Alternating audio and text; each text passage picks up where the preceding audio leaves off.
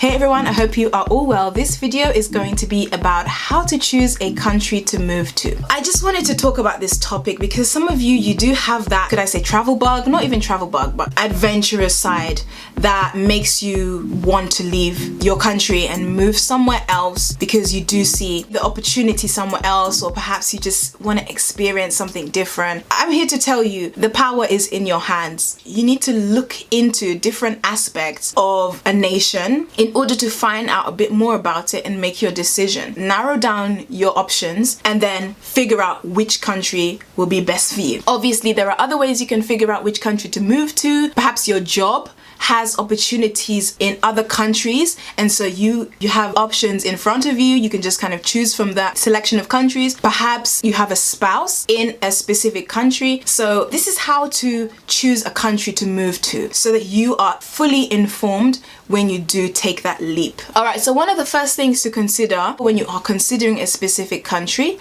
is the cost of living. Perhaps you want somewhere with low living expenses or somewhere with a high quality of life, which naturally means higher living expenses. Low cost and low living expenses don't automatically mean a low quality of life. In fact, some people have actually reported after moving to countries like Uganda, my country, that their quality of life has actually increased after moving there because of the pace of life. Because the pace of life seems to be a bit slower, they feel as though their quality of their life has actually increased. They find themselves more productive, they get to spend more time with their family, the work-life balance is spot on. So different things come with that. And perhaps you want to actually live in a developing nation so that you can be a part of its growth. So perhaps you have considered the expenses and you feel like, okay, so the cost of living here is low. I can actually grow with this country. It's a developing nation. There's something here. That might be a deciding factor for you. I see that with a lot of people moving back to Africa, diasporans, they move back there and they seem to be growing with the nation. Ghana, Uganda, Kenya, Gambia, Sierra Leone, all these different countries that the people in the diaspora are moving back to, people in the Pan-African community and even Caribbean people moving back to Africa and really taking it on as home. So you might want to move to a developing nation, but just make sure that you have the heart for it and it's not just about you moving there because of the low living expenses. Definitely consider everything that is associated with a country having low living expenses and high living expenses, because low living expenses doesn't necessarily mean low quality of life, and high living expenses, although it typically tends to mean high quality of life, it might not mean a high quality of life for you. So please do take that into consideration. Okay, so the next thing that you want to take into consideration is the language. Do the native people of the country speak your language or a widely spoken language such as English? Consider whether that is going to be a hindrance for you progressing in that country, communicating with the people. Is it going to isolate you? Are you going to feel bad about it? Or are you keen to be thrown into such an environment so you get motivated to become the bilingual person that you've always wanted to be? Please do consider that, because that can be a big factor when it comes to getting jobs in some countries, connecting with the people, even just communication around. Because I know in some countries, even though they do have their native language, which is predominantly spoken, they can actually speak a few words of English, and that actually helps you get around. But in some countries, it's like they do not speak any English or any of the language that you might speak. Perhaps you're speaking one of the bigger languages like Spanish, and people there just don't speak Spanish. Consider the language element. Okay, the third thing to consider when it comes to choosing a country to move to, this point is especially for those who are thinking of the long term. Do I want to raise a family there? This is for the people who actually want to have a family. And when I talk about having a family, I just mean mostly having children, because fair enough, your life partner can be your family, but I'm just talking about bringing new kids into this world who are potentially of a different ethnicity, a different, nationality. You really have to consider, do I want to raise my kid there? Are there other people there of my ethnicity, of my race, nationality? Consider if you want to raise your family there, how would you deal with obstacles that you face when it comes to raising a family there? You really do need to educate yourself on this. When you do face potential problems, you do need to have a way to reason and to talk to your kids. I think when it comes to England, it's really a melting pot. Not in all areas, but like in London, it's definitely a melting pot. But you have to consider not all countries are going to be melting pots, metropolitan and very mixed environments, you know? So consider that. Healthcare options. This is something that you need to really take care of as soon as you land, because you know anything can happen. You need to make sure you can talk with a doctor, that you can register with a doctor straight away. We need to make sure that you're okay with the costs that come along with, you know, living in that country, because different healthcare in different countries cost different prices. Here in the UK, we have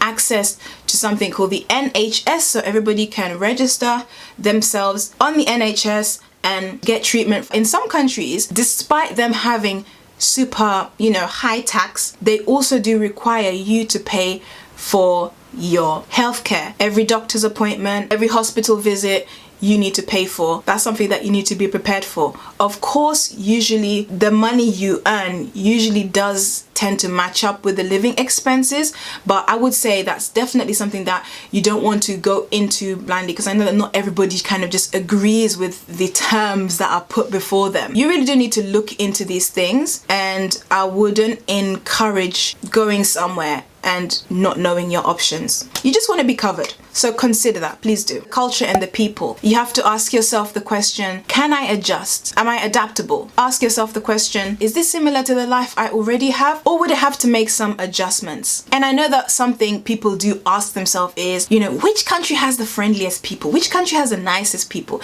And then people do travel around the world and they report back like, oh my God, I just been to such and such a place. The people are the best. Like, the people are so nice. One thing you need to understand is there are nice people everywhere. It's just that different people show their niceness in different ways and at different stages. Now, some people are just open. They will just be friendly and kind to you just like from day one, and maybe till the end of time they're just going to be just super nice and super open and super kind. But others might be a bit kind of frosty and a bit, you know, reserved, calm, and just like not that warming towards you until they have had more time with you. Then they open up with you, and then perhaps you have a friend forever. Who knows? One thing you need to know is there are actually nice people everywhere. Literally in every single country you can think of, there can be nice people. I know that some countries have had more trauma than other countries. It's just a case of you getting to know the culture in the country and understanding that perhaps this is not personal. Perhaps this is just a way of the people. If that's something you cannot handle, perhaps you want to go somewhere where the people are more open. You see, that's why I say this is a point to consider. Perhaps you really can't get with the program of the culture, so you just need to align yourself with a different culture, which is more suited to your personality, your upbringing, how you think life should be. And yeah, I think that's definitely something to consider. The culture and the people, the approach that, you know, this culture takes towards building relationships and connections, and you make your choice for yourself. Safety. You want to make sure where you're moving is somewhere that you feel comfortable in. Now, perhaps you're not looking for comfort. Perhaps you're looking for adventure. Perhaps you're looking for a challenge. For those of you who just, you know, who want to feel safe like myself, that is something to consider. I do remember when I was thinking about moving to Iceland, I did hear that it was a really, you know, like a safe place. It was like the safest country on earth. And when I was in Iceland, I actually did feel safe. And I noticed that a lot of people had a very trusting energy about them, in the sense that things that other people would be cautious of in other countries, they would not be cautious of. Consider the safety aspect. That was actually big for me, and yeah, it was a breath of fresh air. So definitely consider the safety aspect. Is there a lot of crime in that place, in that country? Is there a lot of drug activity? Do people use weapons? You know, what are the licenses like over there and that kind of thing. So the next thing to consider is the weather and climate. Can you handle the heat or the cold or the humidity or, you know, the rain or the wind? Can you handle all of that? You have to consider, can my skin and my health thrive in these conditions? When I went to Iceland, they were like telling me, not people in my real life, just people in comments on YouTube, telling me as a black person, we are not designed for that weather. There kind of is a tiny bit of truth in that, in the sense that if a black person moves to a cold country and a country which has a lot of darkness for many hours in the day, that black person has to be very vigilant and very committed to making sure they are healthy. So that means taking your vitamin D, taking advantage of sunlight, so you are exposed to, you know, the sunlight, and so you can absorb the little sun that's out there, taking care of your mental health, taking care of everything. When I think about this, actually, it's not just black people who have to deal with the effects of dark weather. It's the natives too, who have to really take care of themselves and make sure that they don't, you know, get depressed during these months. So just please do consider the climate when you are considering a country that you want to move to and how that would affect you. Okay, so the next thing you want to consider is the paperwork. How easy is it going to be for you to make the move over there? And you need to find out exactly, what do I need in order to make the move? Am I going to need a specific job, a specific level of earnings, an initial investment? What am I going to need? Definitely consider the paperwork that you will need in order to move over there and make the country that you are considering home. You are going to have to consider the work opportunities, because of course you need to be able to provide for yourself. You need to be able to live a normal life, and that involves having work opportunities. Perhaps